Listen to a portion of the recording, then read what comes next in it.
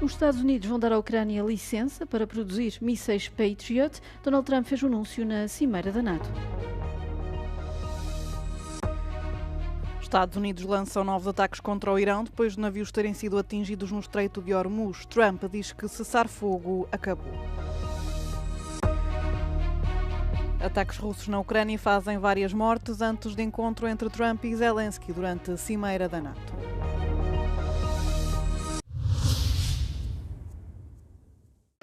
A Ucrânia pediu mísseis Patriot aos Estados Unidos. Washington não vai dar os mísseis, mas sim uma licença para que sejam produzidos na Ucrânia.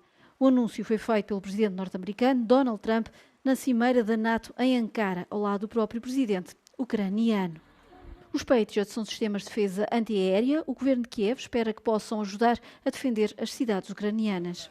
We'll show them how to do it. It's very complex, actually, but you'll figure out the complexity quickly. And we're talking about that, and the company that makes them, which is building now 4 plants, all of our companies will be able to do this in 2 to 3 months. If you order a Patriot, now you have to wait a long time. Trump espera assim afastar as críticas de que Washington não está a apoiar a Ucrânia. Mas falta ainda informar as empresas que fabricam os mísseis. We're going to give a license to you to make Patriots. That's pretty cool, right? This way you can't complain that we're not giving them enough. I say, make them yourself. We haven't informed the company of that yet, but that'll work out all right. I'm sure they'll be thrilled. Os Patriot são fabricados nos Estados Unidos por 2 empresas, a Raytheon e a Lockheed Martin. Mas a procura tem sido muita. A guerra no Irão esgotou quase 1/3 do estoque global. Pelo menos 7 pessoas morreram em novos ataques russos à Ucrânia. Uma pessoa morreu na capital Kiev, segundo informou o presidente da Câmara da cidade. Foram registados incêndios em alguns armazéns após um ataque com mísseis na capital do país.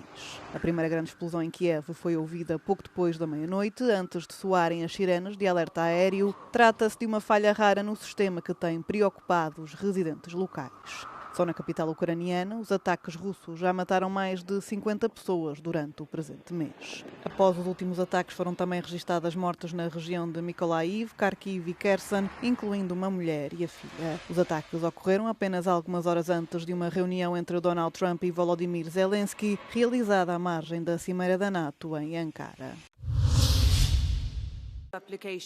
O Parlamento Europeu condenou uma decisão polémica de Volodymyr Zelensky. Rebatizar uma unidade militar ucraniana de elite com o nome Exército Insurgente Ucraniano, também conhecido pela sigla UPA.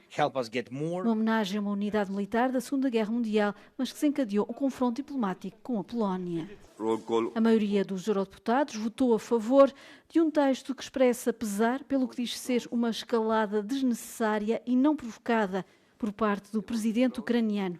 O texto também relembra o apoio da Polónia à Ucrânia no combate à invasão da Rússia. Na Ucrânia, os soldados desta unidade são homenageados como heróis, enquanto independentistas contra Moscovo.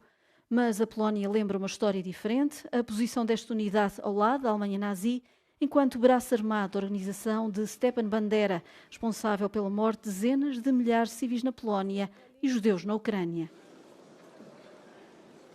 Quanto ao Parlamento Europeu, diz que a decisão de reavivar este nome mostra desrespeito pelas sensibilidades e pela dor da Polónia, associadas às dezenas de milhares de vítimas. Os eurodeputados apelam também ao desanuviamento desta crise diplomática entre Kiev e Varsóvia. Esta condenação foi acrescentada a um texto sobre o processo de adesão da Ucrânia à União Europeia. O Comitê Olímpico Internacional flexibilizou as restrições aos atletas russos antes dos Jogos Olímpicos de 2028 em Los Angeles. Segundo a organização, os atletas russos que pretendam regressar à competição internacional poderão fazê-lo desde que cumpram os requisitos antidoping relevantes. Em comunicado, o Comitê Olímpico Nacional da Ucrânia afirmou que discorda veementemente da decisão, considerando-a prematura e injustificada, enquanto a Rússia continua a invasão em grande escala do país.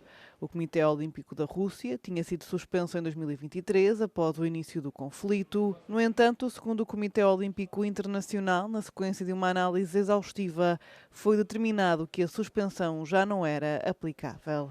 Ainda não foi decidido sobre se a Rússia poderá exibir a sua bandeira ou tocar o hino nos Jogos Olímpicos.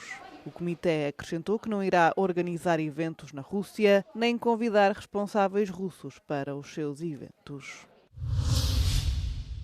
Donald Trump anunciou na manhã de quarta-feira que o frágil cessar-fogo com o Irão chegou ao fim. Após uma nova ronda de ataques militares durante a noite, o presidente norte-americano declarou que o processo de paz foi uma completa perda de tempo. To me, I think it's over. I don't want to deal with them anymore. They're scum. You know what scum is? They're scum. They're sick people. They're led by sick people. And they're vicious, violent people.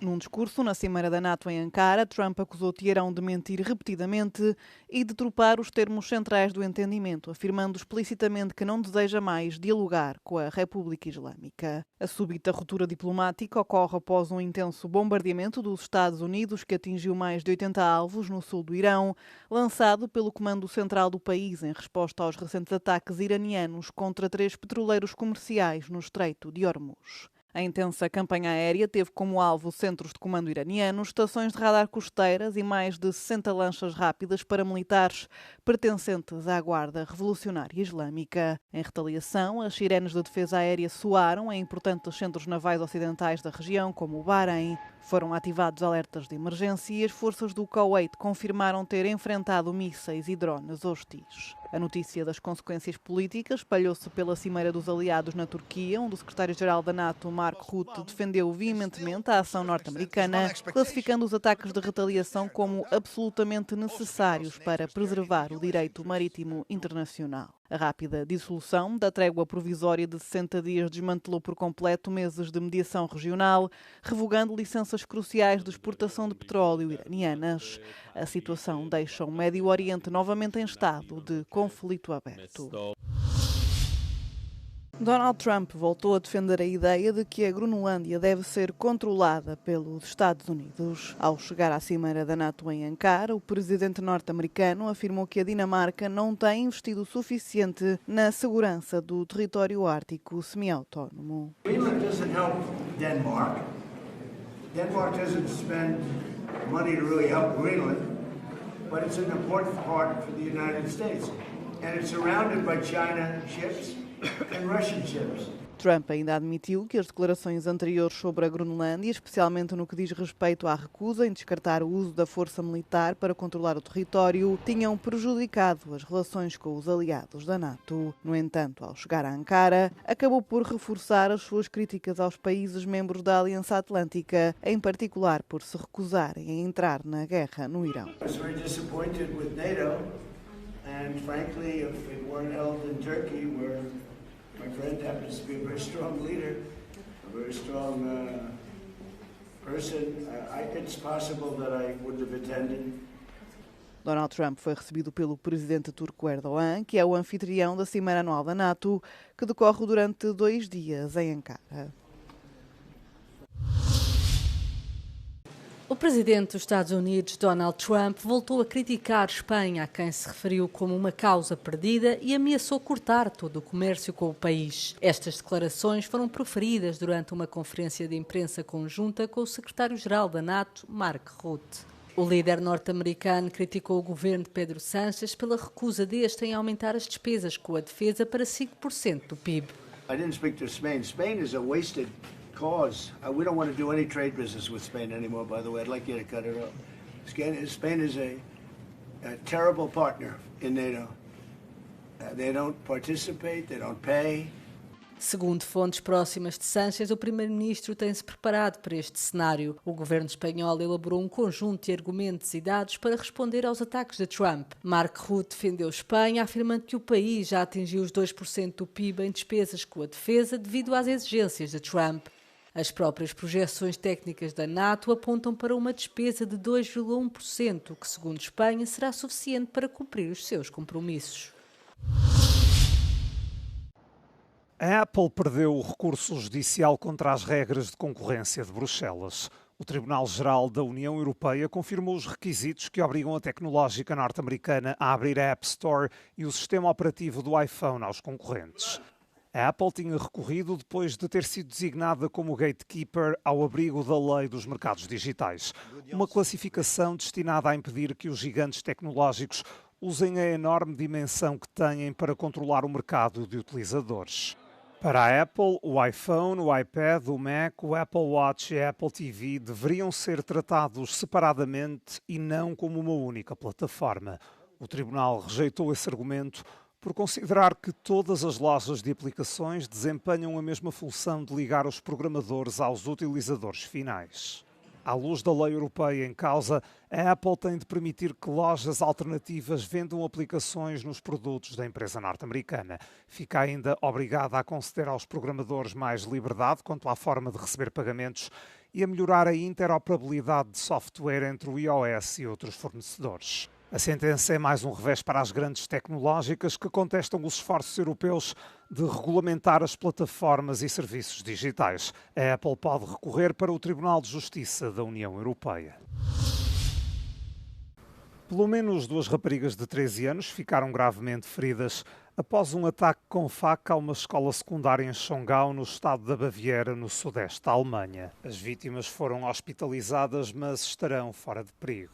O suspeito, de 16 anos, armado com uma faca e uma pistola, ainda conseguiu fugir.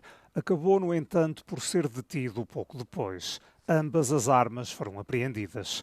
Segundo o ministro do Interior da Baviera, o rapaz tem nacionalidade croata e no passado já tinha recebido tratamento psiquiátrico. Há indícios de que seja um ex-aluno da escola, informação que carece, contudo, de confirmação oficial.